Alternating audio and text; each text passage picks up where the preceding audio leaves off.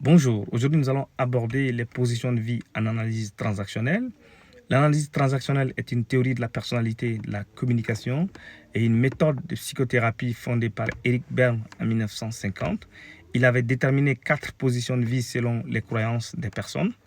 La première position de vie, c'est la position plus-moins, qui est une position de supériorité, de dévalorisation de l'autre.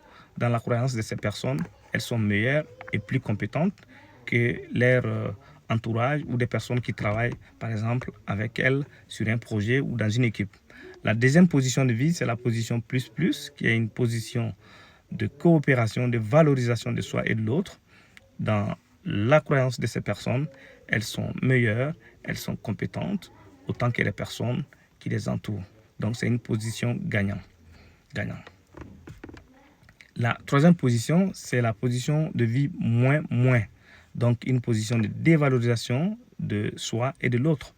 Une position perdant-perdant qui consiste à croire qu'on n'est pas bon, on n'est pas compétent et de toutes les façons, les personnes qui nous entourent sont tout autant moins bons et moins compétentes.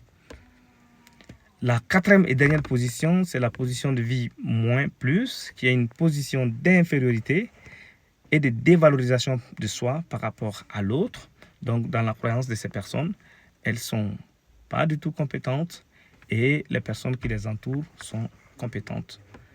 Alors, ces positions ne sont pas figées selon le besoin et la capacité d'évolution des personnes vers une position plus enviable.